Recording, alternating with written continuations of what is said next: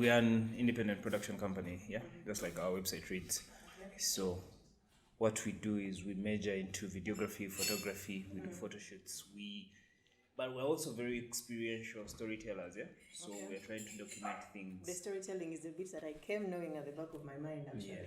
So we get onto projects with different people, and we hope to achieve to tell their story.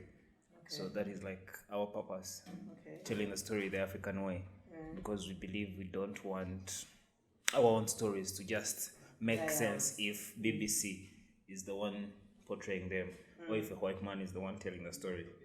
So we focus now. Our goal is to focus on really actually telling the stories ourselves from within here and how we understand them. Instances where, sorry, I'm the one now interviewing. We'll come back to it. Please, I know.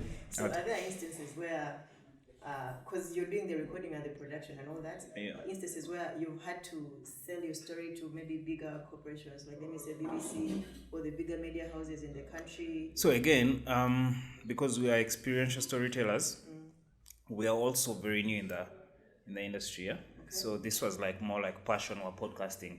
Me and my colleague Kenneth was just podcasting, Then we realized that we can actually make this a business. Then now we're trying to have like the real sense of the business. So one of the projects we're jumping on, a few people are already big brands. We're producing the biggest podcast in the country that have hosts that are already bigger brands. We also hope that we'll get, we're targeting Netflix since it's already in Africa. We're targeting all of those. But we shoot documentaries that are BBC standards, that they can shoot to all those levels. So, basically for that, that's it. Now, for your other question on how we source guests that come to the podcasts, some of our people are friends. So it's again big conversations by ordinary people. So ordinary as it gets is whoever is ordinary can get on the podcast. But I do not know if you're ordinary, but in the sense that you come to the podcast, I consider it Edward knows me. I'm very as ordinary as possible. But also Edward is our good friend. So he helps us in sourcing people he believes that will give us good conversations, people he believes in. So he has constantly mentioned and spoke about you in that sense. So again, welcome to the podcast. Thank you, Mark. Immaculate, we'll start by letting you introduce yourself so we can know about you, then we'll take the conversation from there. At least now you know a picture of me, what we are trying to do with the team. Okay, I was sharing Edward earlier. I was like, see, I love it when young people actually come out of the comfort zone and try to push themselves to look for things that they can do and things that they actually love. Because one thing I believe about a business is it's not about the comfort of getting money at the end of the day, but it's also the love that you have for it. And from what I see with people that I've been able to surround myself with, or some of the people that are around me who are actually gone out of the way to try and do something for themselves, instead of sitting and waiting for 8 a.m. to 5 p.m. It's really such a good thing. And so my name is Immaculate Akwar, a young lady of 30-something. Yes, I'm a tax consultant. As of 2 years ago, I was employed with one of the top audit firms in the country, actually, and with a good salary, if I may say, a very good salary. But I just got tired.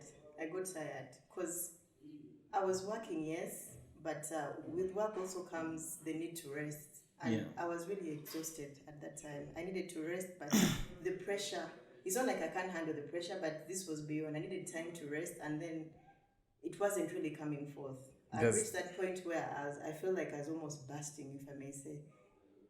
So I asked for leave, which was approved, but they played politics. Work always has politics anyway.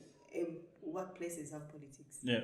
I think you have to beat the politics to get the politicians thrive. It's not like the smartest people or the people that actually do the actual work. With my experience with workplaces, at times the energy that all this comes with, it's not really worth it, really. So I was really exhausted and I needed time to rest. So I decided to to put in my resignation, not knowing what I was going to do yet. But I just needed time to actually just rest and recoup. You took the risk of, Yes. you know what it means for anyone to resign. To resign without an actual sense of what's next. That is what my father has failed cost. to understand up to now. He still feels I'm gambling. Because that's what it actually looks. But the whole life is a gamble in general to me. Yeah, But what does that really entail? Like, how do you come about to such a decision? Because when you do not know what next, life feels like... And also, if you've tested, you said your job was good paying. Yes. So if you've tested a good paying job, and then you think about the cons, because jumping back to like unemployment is hectic. It's mental draining. It's all this stuff. So how did you like really come? See, was it that bad that... Surprisingly, when I resigned, I just needed time to rest, as I said. So in my rest, I actually got offers. Because for some reason, I don't mean to brag or anything, but I'm a brand of its own. And How do you mean? Immaculate is a brand because the work I produce speaks for itself. And my profession is a bit... People tend to know each other. So I actually got job offers from still part of the top firms. Yeah. I still got job offers. But I was still going through a process of recouping and resting. So in this case, have you assumed that maybe you're irreplaceable? No. When it comes to employment... Because there's someone that filled in what Immaculate could produce, and they're producing that kind of work right now. Well, they could have replaced me, yes, but they can't produce the quality work that I used to produce. They cannot. You are looking at yourself as a special individual. Yes, because if I wasn't as special as I am, I wouldn't have gone ahead to start my own company called Bookcam Consults that does the same tax consultancy services. I see So where was this getting energy there, is but coming. you pushed me to I see it, where actually. this energy is Yeah, coming. you pushed me to it. So I just needed to get myself together first and rest. Yeah. And when I was done with my period of resting, I spoke to a few people who were close to me, and they're like, you know what? You start this thing. When do you know you need to rest from employment? Because you see, the bubble is so big. When you look at what would happen when you do not have the job, because you run out of money, and money is very important, yeah? Yes. So you don't have this source of income. I don't even know, because we'll go into it, how you really started your company now after leaving a job. Yes. Because it's then easier to actually run your side company if you have a bigger pool, yeah? So the average Ugandan millionaire is living like that. They have a very good job, and they have a few side businesses because you need sources of income. But then the fact that you had to leave a job to create a company is something commendable also at a very young age. Yes. Like you said. Yeah. Well, for starters, when I decided to leave, I didn't even know that I was going to go ahead and start my own. I just left because I needed to have time to breathe. Yeah. Yes. The work was hectic. The work was hectic. Tell me about the audit work. Like, what makes it hectic? Audit in general. My specialty has been tax, which is very different from statutory audit. Because audit, it's more of audit is kind of monotonous, but tax has a lot of services to it, because there is tax compliance and then there is tax advisory, and I happen to be good at both, actually. I happen to be good at both things like transfer pricing, transactional planning, customs, then post-audit clearances, and it's a wide range of services that is within the bracket of taxation services, and I happen to be good at all. So, where was I? Interesting. Sorry. So I happen to be an all-rounder, but of course there is always where you feel you're greater, where you feel your strength is top-notch.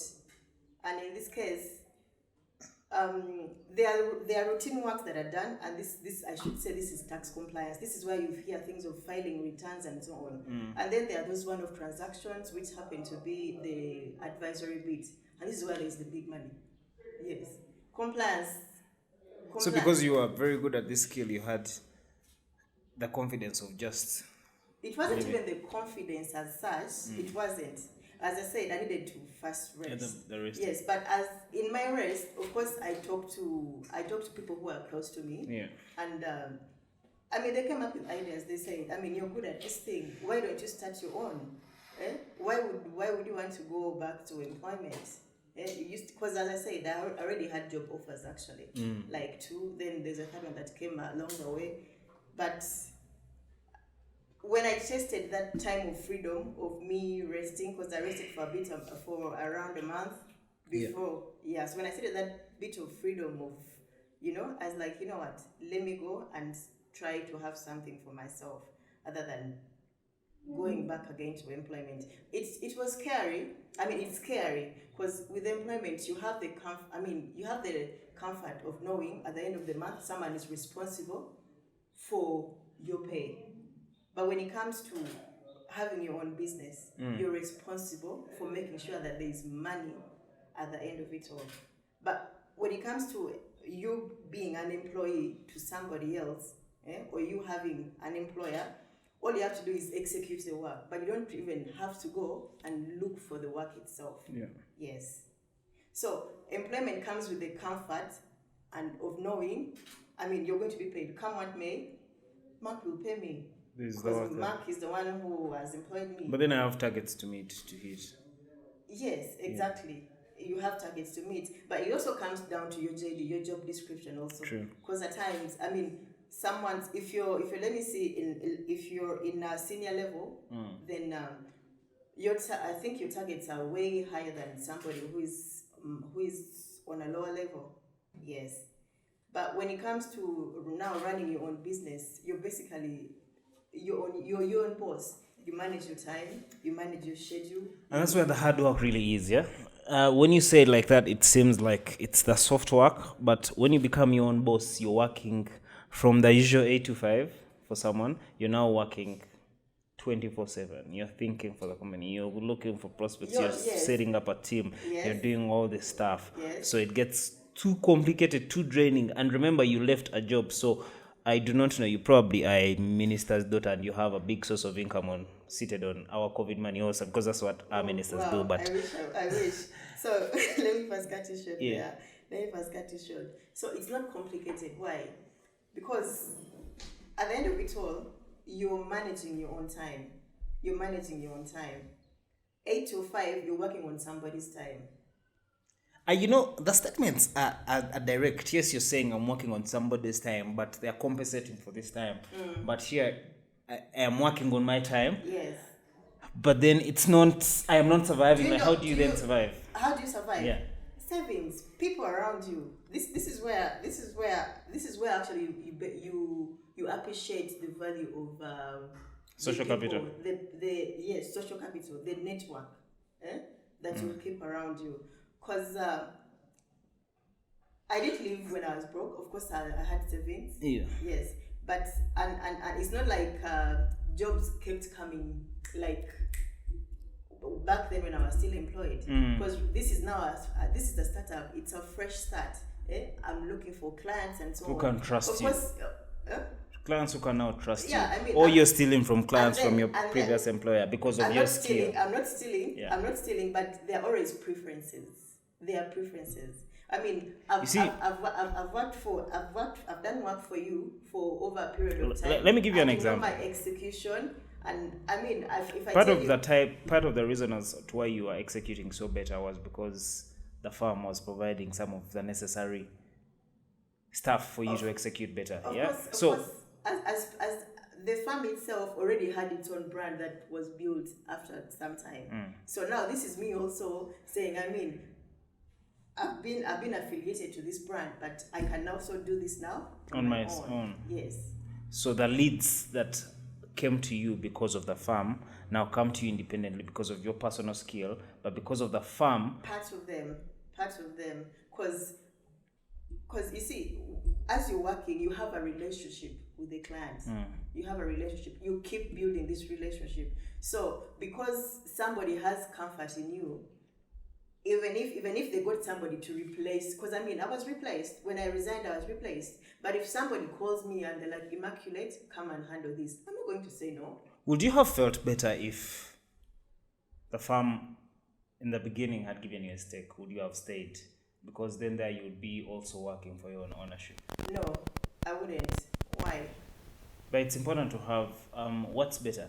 Look at it this way: having just 10% of a $1 billion company and having 90% of 500 million UGX company, like your startup. Yeah. Yes. But you have 10% of a $100 billion company. I'd rather stay at this one, the 500 million, knowing it is my own. And I mean, even the 10% stake, you see, we're looking at the weight of the number. 10% of $1 billion is way more than 90% of. But this has been in existence for how long? For some years now. This, my small baby, is just starting up, and all I can say is I'm comfortable. It's a baby. It could grow up to be a drug dealer and not finish school and drop out of finish school. School, please. Post-COVID, and we're still here standing, so it will finish school for sure. I mean, there's no guarantee. Look at our government. Please. There's no guarantee for business survival, and you're a tax person. Different from this individual, basically. So. Yeah, but you cannot operate like it's a vacuum. No, I think the thing is, it all comes down to passion, really. It all comes down to passion, and from the few months I've been off employment, I've actually been able to refocus my mind. People want to drive very good cars. Exactly. Yeah, I mean we're looking at cars like GLEs, because that's something that I want to drive in the next few months, if I may say. I want to drive a Tesla. Oh, there's this guy Musk. Yeah. Hey, we'll talk to him soon. So I mean, people want to drive all these cars, and we're looking at cars of like 500 million and above. Am I going to get this from employment? You can. Unless I'm going to be living loans. But then what's the guarantee that your startup is going to produce 500 million of profit for you to be able to afford to afford the 500 million car? Because of the in the next 5 years. No, because you see, it's all about, because for starters, I'm doing something I'm passionate about. And I'm doing something that is actually building me as a person. So it's and as an individual, I have a vision that I have for myself. Yes. But it's also bouncing on probability. Let's look at the stats and thank God your statistics. I'm looking at the stats. When you look at Uganda, very many people claim they're entrepreneurs. The news always puts it out there. Ugandans are entrepreneurs and whatnot, but how many businesses are thriving? And what businesses are looking at? They're looking at what? Chick, Mama Pani, Asika Pana, which is successful, taking a daughter through school, which the system is also messed. So it's the pits, yeah? But then, so we have to look at such data. Yes, to get an informed decision of how fast yes. our own startups look like. Yes. I personally, with my team, and with even all the energy we have, I still know that in the scope of the environment we're operating in, there is more failure than success of business. True. So we are operating on a probability where we would actually are more likely to fail than more likely to succeed. Yeah. So, but we have to give it the energy and see how it goes. Be hopeful, like any other person. Yeah. So that is the thing. That is the safety employment. Now, for someone like you had such a job that would even pay them better, that is the safety that you get from employment that you cannot get from self-employment at any one time. Because, look, it's so fucked up in our country that what it can take to end your business is a tweet up against the government. Yeah, that's true. Yeah. So the probability is so big. It's crazy. Well, I'll speak for myself because for starters, I have a very big supporting system, if I may say. To penetrate into the market wasn't something that I was able to be. Yeah, I had my own clients I used to do for. I had my own contacts that I worked for who have come through, and I've done work for them in Bookcam Consults, which is now my company. But in the same way, but I've also had people who have held my hand through this, and this happened to have been my former bosses actually. I've been employed by Twice. yes, Two twice, farms. 2 farms.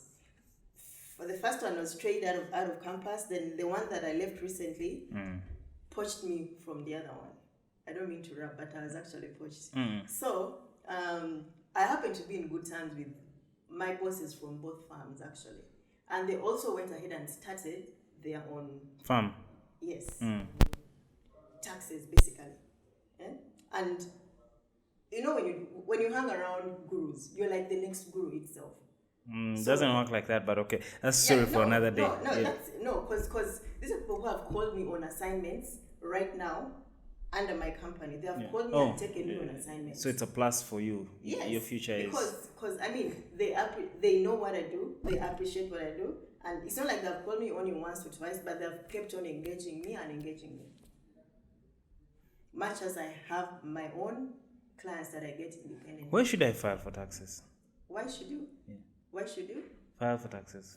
Tell me about taxes. Okay. Tax. This is something that is a very right now. The topic is coming into light, but it's something that hasn't been known to many. But tax has been there for years, really.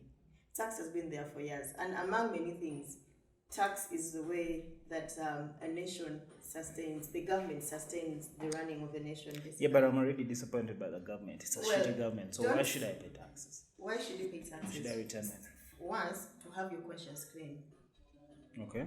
I can handle that if I You can handle that. Yeah. 2, not to be caught offside of the road. Okay. And then 3, give to Caesar what belongs to Caesar. On the off chance that I can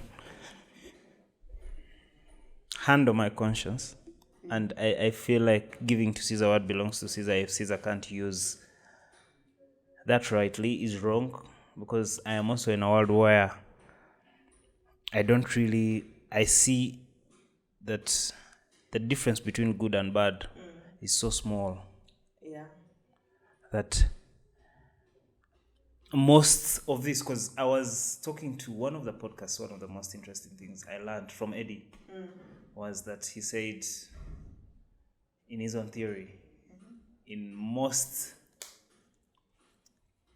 how feminism came about was because they wanted to start taxing females, according to what he believes in and what he understands. Okay.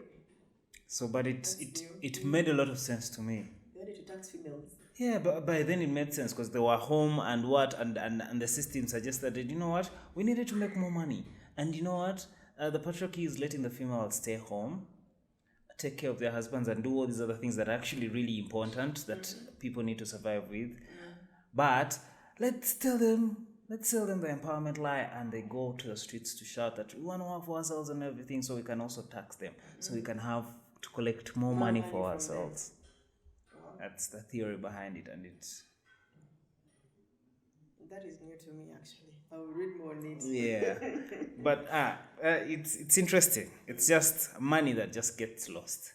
But it's like money I have to throw away from my business too. I know. You talked about something of balancing between expenses and just talk to me more about that. Like, I want to understand why I should really pay taxes. Besides the conscience, the government, and like, where does it help my business to file my returns? Where does it? Because you see, at the end of it, when you're running a business, you want to know whether you're actually making profits or you're operating in a loss position. And to know which side you fall on, you're actually going to look at your sales, which is basically the revenue, and you're going to net off the expenses. And what you have is going to be either negative, which will be you being in a loss position, or a positive, which means you're in a profit position. Yes, because either way, as much as you're selling, you are incurring expenses. True. Okay? And you're incurring expenses, but which people are you dealing with? What sort of people are you dealing with? Much as you're selling, which people are you selling to as well? You could be selling to, let me say, the informal people, as we mentioned earlier, the black people, the black market people, or you may be selling to the ones who are not on the black market, or you could be purchasing from both sides as well. So how this appears in your books, how you're going to net off at the end of it all, will also be dependent on how you keep your expenditures and your revenues also. I agree. Now look for an example. Like I have a business, a Sumbusa business. Okay. But I've grown my market base so big that it can support 2 of my children to go to school. From that Sumbusa business, I've managed to also put maybe the bindazi, what blah blah blah blah, snacks, small snacks. My customers come, I give them, I buy things from the market. I take my children to school, I can't pay my rent. I can survive really. And it's working for me. All I have to do is to just get the same concept I'm doing from Chisasi, to do it from Perere, to do it from another place, probably put a girl, and try and make as much money. Why should I make my business so attractive for the bank so that there's URA trying to see every transaction I make so they can make money off me telling them that I'm making money? You see, you may not tell them, but they will find you. How are they going to find you? You see, of late, before, have you heard of what they call EFRIS? No, what's that? EFRIS is electronic fiscal documentation. So basically, whatever transactions you do, URA gets a notification of it for now. But before EFRIS, you remember Chikubo? Back in the day was known to be very informal. People didn't have proper books and so on and so forth. And before we knew it, URA was knocking the doors of Chikubo people. I think you had something around that time. And before we know it, Chikubo guys are actually making things now formally. They're formalizing their businesses and so on. And right now, with what EFRIS is basically for every transaction that you can, let it be a sale or a purchase. It's that, like for instance, you have your Sumbusa business. You're going to buy your baking flour. Yeah. You're going to buy your baking flour from a wholesale place. And this wholesale place is registered for TIN and taxes and so on. With this new EFRIS now, every sale that they have in the system is recorded and URA gets a notification of it. And before you know it, they have maybe withheld taxes at 6% on whatever you've sold or on whatever they've sold to you, and somehow it's going to trace back to you. So that is where we're headed right now. How far are you going to run? I don't know. But all I can tell you is it's better to tax plan accordingly other than being caught. No, like that same Sumbusa business. How do I then get in someone like you to really get me to? The challenge that is there right now is there are so many street smart people really. Yeah. Someone comes and claims, I know tax. But at the end of the financial year, URA will require you to file returns. But it doesn't stop at that. So so the tax planning bit comes on how a tax expert like myself will now understand the transaction that you want to incur and then plan accordingly, and help you plan accordingly to see how to spend and then how to go about the taxes that will come. What taxes, actually, it's more of making you know what taxes you're going to be exposed to, and this is basically more about what I usually tell my clients is every transaction you incur actually has a tax implication. Even the jibu that you just bought, there are taxes that you just bought. You just paid somehow somewhere. So it's better to know what you're getting into, other than going there and then the after effects come afterwards. And when they come afterwards, at times it's really too late. This is where you hear of things like assessments of like 500 million or 1 billion, and then but then how come the richest people in the world don't even pay their taxes? Because they plan accordingly. They plan well. How do I plan not to? They do proper tax planning. How does someone proper tax plan? That is, I want to proper tax plan. Well, the rich people, before they go and carry out a transaction, they first look at the possibilities. They weigh out. If I do this, how is this going to play out? If I do this, how is this going? Just like if you plan to go and buy land, you're not just going to go blindly and buy land. you're going to go and do research on it. Well, that is the same thing that comes basically. It's the same thing that happens when it comes to tax planning. You're looking at the possible outcomes, the possibilities of what would happen if you take this route or you take that route. If you do this, yeah. So you first weigh the transaction that you want to incur, and then you dive in if it's good for you, depending on what you look through anyway. Okay, interesting. What is that one thing you value that other people don't value? Integrity. Integrity. Yeah. Why? Because I love my peace, and I don't want to be in a place where I'm being questioned. You think other people don't value their peace? I think quite enough. I don't know. People are different, but personally, I'm like, you see, do the right thing, and let the rest just handle themselves. I mean, if I do the right thing, I'm not going to be questioning myself. I mean, what is the right thing? All this happened. How do you know the right thing? Because there's this interesting book I read. It's called The Scout's Mindset. It's a book, I think. It's Steven Pinker. No, it's not. But because there's so much that can block the right thing, the actual right. There's so much information you can get that can obstruct you from the actual right thing. And we live in a world of facades that there's so much that can blind you from the truth. So telling truth from wrong has become increasingly it's very vague. It's very vague. But I have to give thanks to my parents, actually, because for some reason, when I don't feel at peace with something, then if I feel it's disturbing me, I'll pause it a little bit. I'll pause. There was an assignment I was handling during that time when I actually got so exhausted before I resigned from employment. And it was a high-risk assignment. It involved traveling and being escorted by police guys, and it was that high risk. I will not mention it for... Of course, definitely. Yeah, so it involved a lot of moving and then having escorts with you. Because the people we're dealing with are people who sent you here. True. But I mean, at the end of it all, we had to produce results. But because it was a tax audit assignment, because we were trying to see how much tax leakages are happening here and there, I was cornered by not one, but some of these guys. Yeah. And they were offering me money to try and alter my findings. I prayed about it. I went to somebody who I hold spiritually high. I shared this with him. He told me, if you must eat a frog, make sure you eat a big one. So I went back also. I met this person. I told this person, you want me to do this, you give me this. He couldn't match up. I mean, if you want me to help you with something, give me something to work with. But because I knew you also couldn't handle that.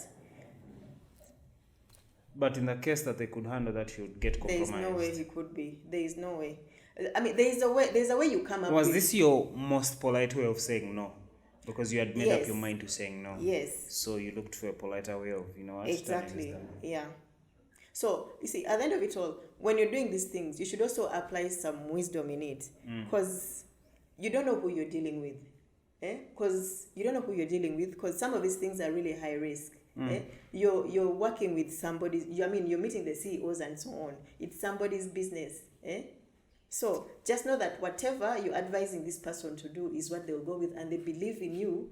They believe in whatever you're saying. So make sure you give them what is right, which is not something that you're going to find with most of these street smart people, because they will come and tell you something chap and. What do you mean street smart people? Because you see, street smart is still. I mean, the tax professional industry is quite crowded at the moment, but not everybody is as good as they may seem to be. What makes the distinction? Is it like skill? Is it like God's blessing?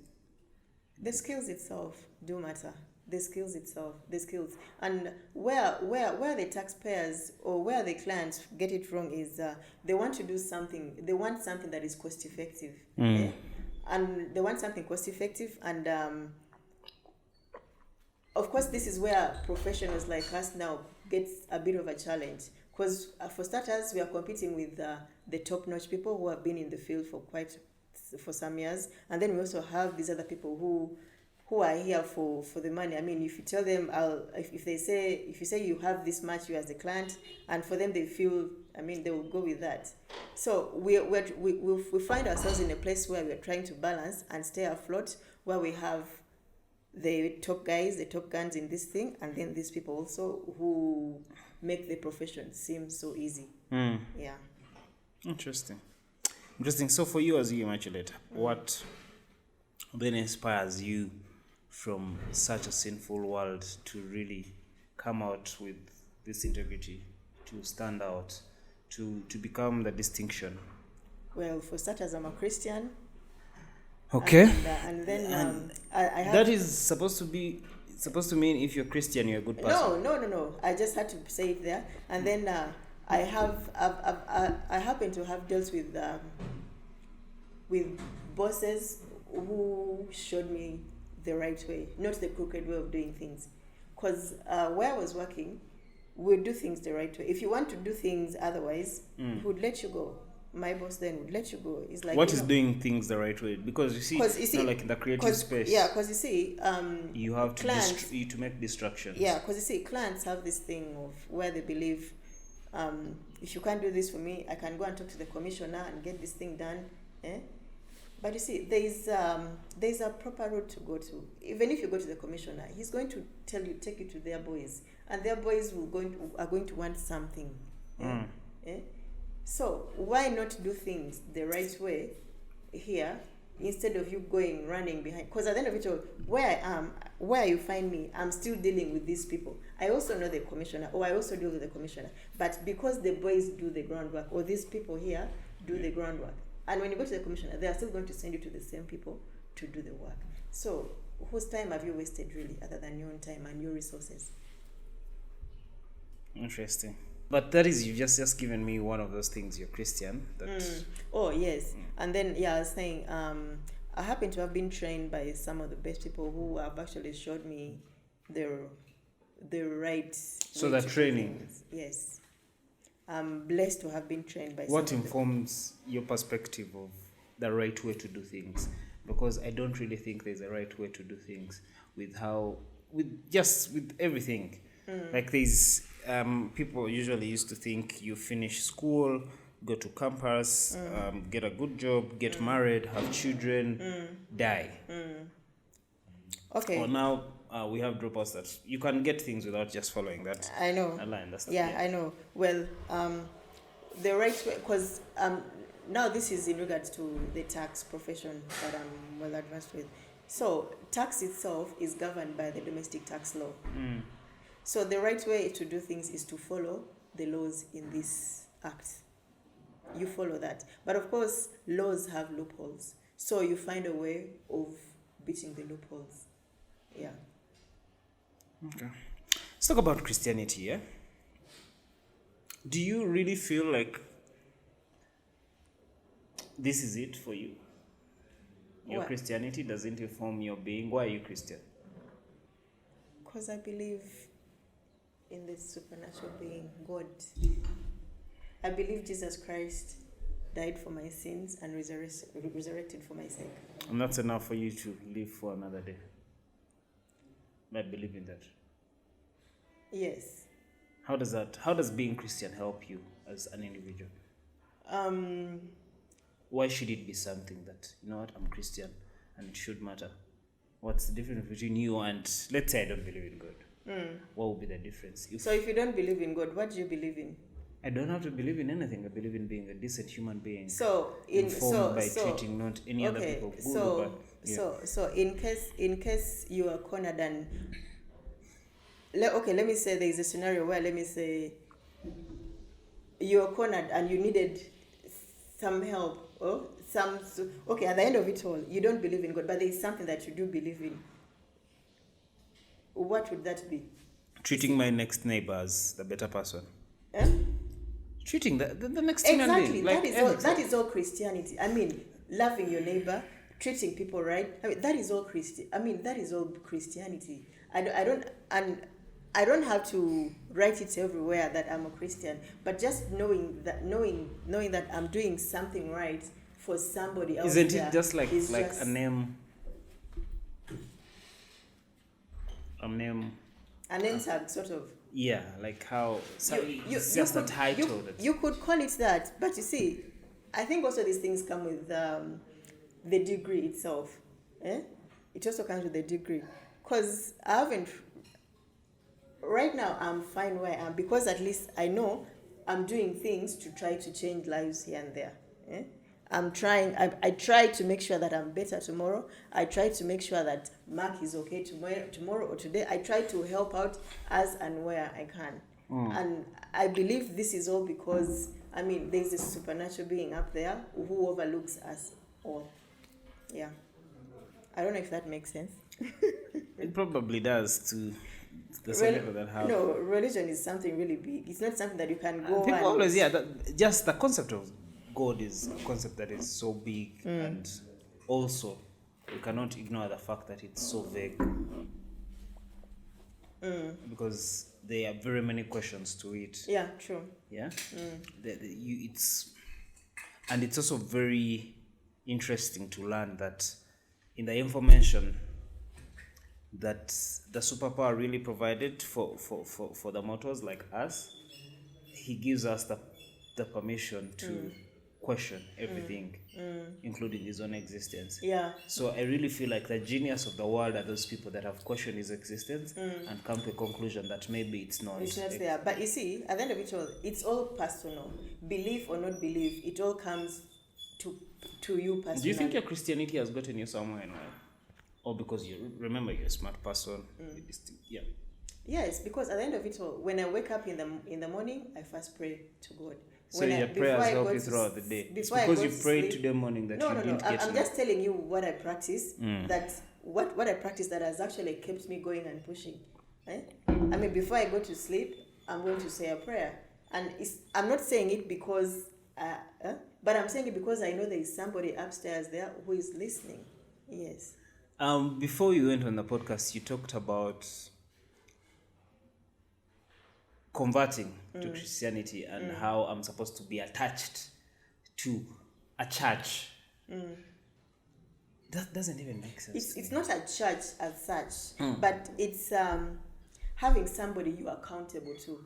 Why should I have? I'm a human being, and every other person is human. No man is an island, please. But I cannot be accountable to a fellow human being, let alone someone that is not my parent, someone who really put me on earth. There's somebody, you see, there's also your parent who, as you say, probably I should be, but yes. I don't even think I should be. For some reason, but I mean, from what I understand, if you decide to take on the Christianity journey, there is somebody who understands this. As a new convert, you're a baby basically. So there is somebody who has to give you the parenthood of the journey. Yes, exactly. And it's... But we're in a world of internet, and can't I learn my Bible from the YouTube and just, go to church? And how much YouTube are you going to watch?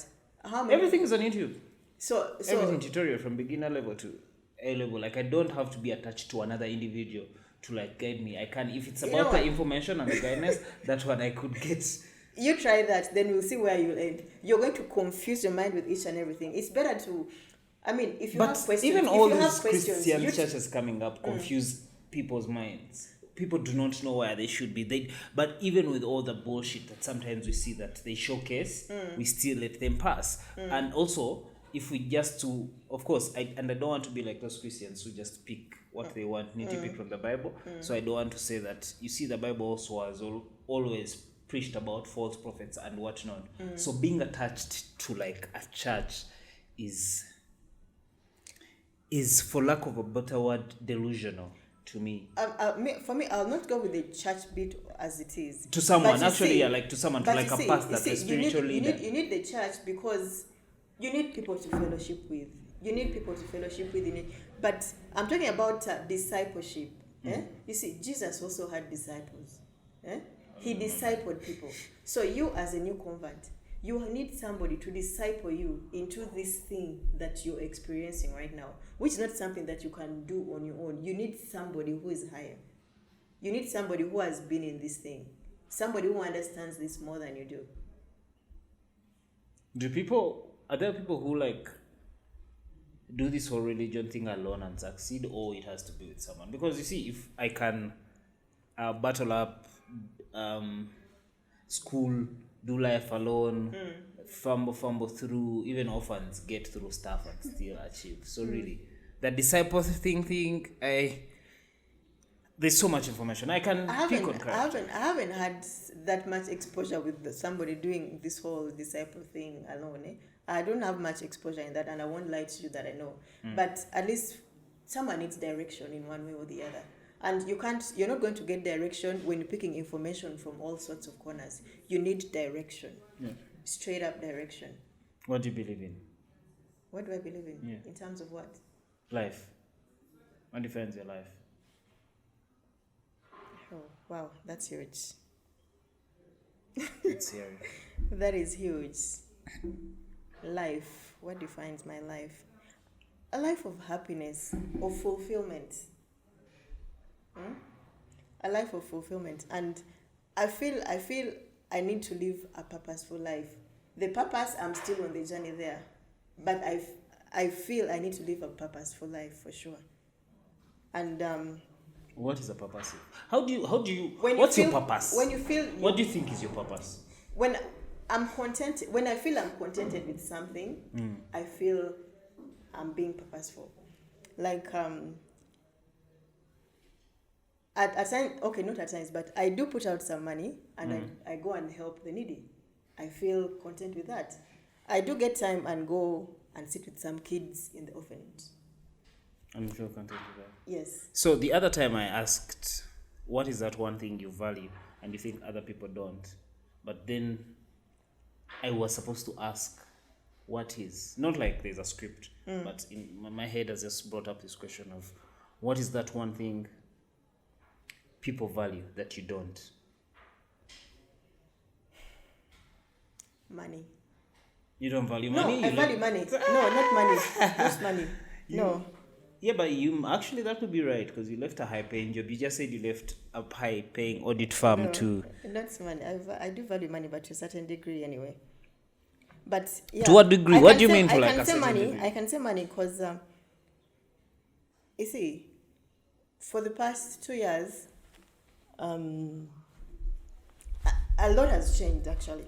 Because for starters, I used to have a lot of friends around me. I don't know whether it's because I also had because I used to have money. I used to have money because you're not like on a phone. No, because right now I'm not doing badly off, but at least because I'm trying to build a business. So building a business comes with things like cutting your expenses. I mean, you don't gratify yourself all the time. I mean, I'm the kind of person who, one of the things I would love to do when I get my salary is to go buy some new shoes, bag, and But now, feel comfortable. Yes, I mean, I'll get excited when I see a new pair of heels in my closet, even if I'm not wearing it tomorrow. But at least I'm happy. I'm like, oh, wow, that would make me feel good. But having your own business makes you check on some of these things. You don't go and self-gratify yourself all the time.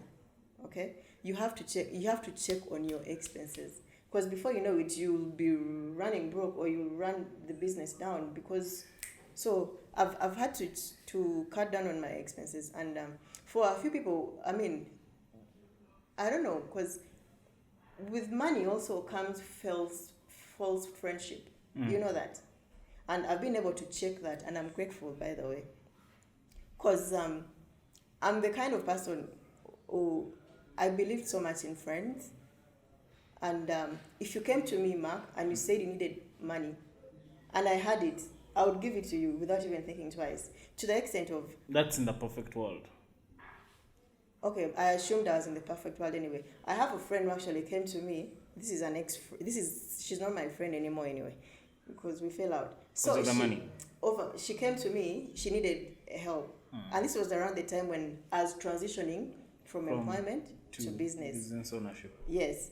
And it's not like she came to me, I didn't have the money then. she went ahead and actually got money lenders, and she asked me to stand in for her as guarantee. Surety. I put up my car. A few months down the road, was she anywhere to be seen? So they took your car. They took my car. I had to pay up for this.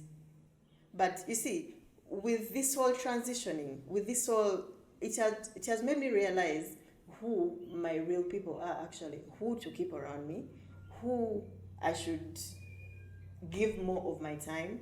I mean, it has given me a reality check as it is. Yeah. Now, as someone, you also said you've transitioned into studying law. Yes. What do you think about legalization of marijuana over like tobacco? Because tobacco is legal and marijuana is not. But then, I think it would be a good thing to legalize it because, you see, I'm more into natural things other than having things which are processed. I mean, if you legalize marijuana, people can. Yeah, but also with the tobacco, the taxing works. Again, it also comes to you back as a taxing part. Because ideally, in the ideal world, we are only dealing with the effects of smoking because cigarettes are on the market. Cigarettes are on the market because governments have to collect taxes. Now, like in New Zealand, yeah, they're implementing no smoking policies. They're also reducing the amount of nicotine in a cigarette. They're also making cigarettes extremely very expensive. Each cigarette is like at 4,000 shillings. However, the transition is going to take some time. They're accounting for people who are already addicted and what. However, that is just New Zealand, and you probably don't even know where it is on the map. You don't give a fuck about the country. I know where New Zealand is. You don't know anything about it. Please, I'm a bit traveled, so. Yeah. Oh no, forget the country. Like, no, I'm saying any other person. Like, it's just New Zealand. No one cares about it. That's New Zealand, so. It's just those countries that can do that. But when you look at countries that set the standard, like let's say the United States, they benefit a lot from creating all these things that again are going to the bad, but because people collect taxes from them, the government, and people like you have to get paid. That is why the rest of the humanity has to suffer the loss. So for you, what do you think about that in general? The fact that all these bad things are there because of the taxes. I see. Are we still on the tobacco or the marijuana now? What do you think about any? It's really broad conversation. Now, when I look at things like tobacco, then I look at things like alcohol and what. These are all luxurious things. Go for it if you must. But if you can live without it, don't go for it. Okay. If you look at things if you look at things like guns and so on, go for it if you must. If you must go for war, go for it. But if you shouldn't, then why should you? For protection. That I cannot guarantee that the next guy that is going to walk into that door wishes me well. So I know. Anyway, as I was saying, for personally, in my eyes, I look at things like tobacco, smoking, and all that. I look at them like luxury. Okay? But if I can do without it, of which I can do without, why would I even waste my time? Let me stay in my lane here. Let those who can do it go for it. How they'll deal with the repercussions and so on, it's upon them. I mean, some things are really expensive for a reason. Yeah. So anyway, why have you gone back to study the law? And what's with you and studying until... I believe in self-improvement. During my whole time from when I left campus, I've always tried to study one thing or the other. Yeah, I've done certificates, I've done diplomas, because I don't only have one degree. I have diplomas, I have some certificates, still in my line of profession anyway. So I'm doing law because, for starters, okay, not for starters, it's still to build for my own good.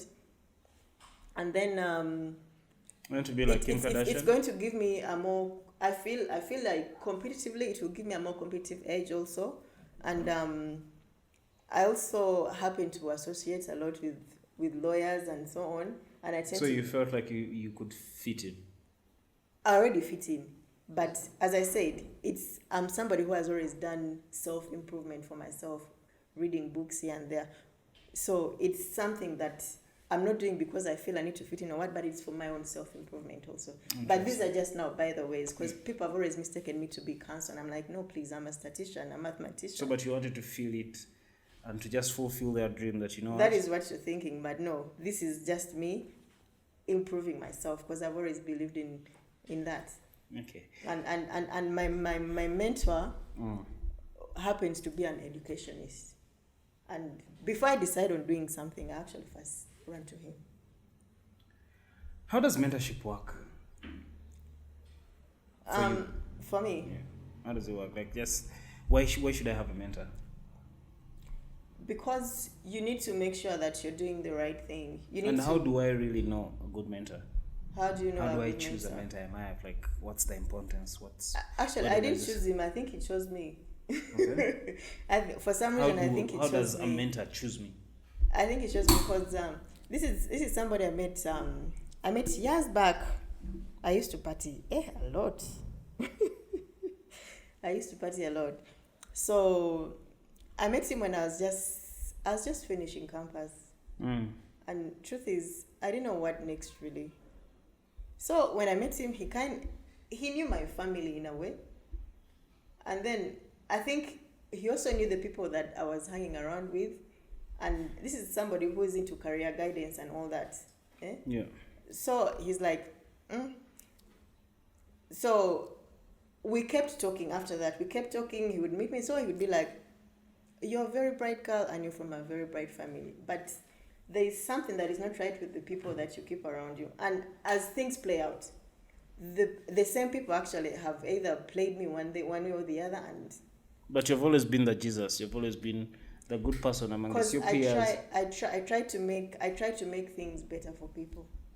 Yeah. And you're just disappointed by them in this case. Yeah, but that's life. And you picked from your mentor on dropping these people. Yes. So, okay, that's interesting. Mentorship. I don't think personally I would take of course I have mentors. I pick from the biggest of people. There's somebody you actually admire, because I do admire this person. I admire a lot of people because a lot of people do a lot of great things. Yeah? A lot of people do a lot of great different stuff. There's true. A guy in my line of field, there's a guy there's probably a photographer I like, if I like photography, if I'm into photography, there's probably a business guy, because of how they negotiate their deals. Yes, but there's probably another business guy I like because of how they're doing real estate. Yeah. So, but to have one specific person and... He's been the main person there, but I've had people that I've had to pick things from, because I haven't really... he has mentored me, yes, but I haven't really worked with him as such. So I've had to work with people in my profession, and I've learned a lot of things from the other people that I've really worked with. But when it comes to my career and personal growth, he's been that person. Interesting. So as we conclude this conversation, what legacy are you trying to leave behind? Oh, wow. I want people to know that at the end of it all, you do the right thing. Try to do the right thing. People want to do things ASAP, chap, but it's good to get rich quick, but how are you doing it also that matters. I don't mean to question how people do their things, but I'm doing it in my kind of way. I don't want to do something and then at the end of it all, I can't sleep or I can't eat food because I'm thinking about this thing that is keeping me restless and so on.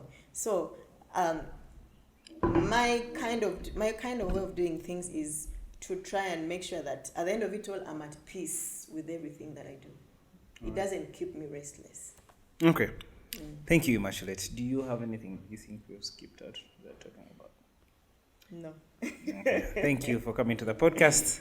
This has been such an interesting conversation. Definitely have you again. Thank you. By the way, before I forget, I have a friend who once told me my honesty will get me in trouble, and I think it has been able to get me in trouble on so many things. By the way, yeah. So honesty at times, honesty. Yes. People take advantage of that. But at the end of it all, it's you being you, basically. True. So you be you. The rest will follow. I agree, totally. Like, people have to just be themselves, man. Yeah. You can't be someone else. Yeah. You can't try to do anything else. That's. Do you also believe in fate Yeah, I do. and luck? Do you think you're where you are because you're lucky? No. Yes. I don't know. Nice. Find out.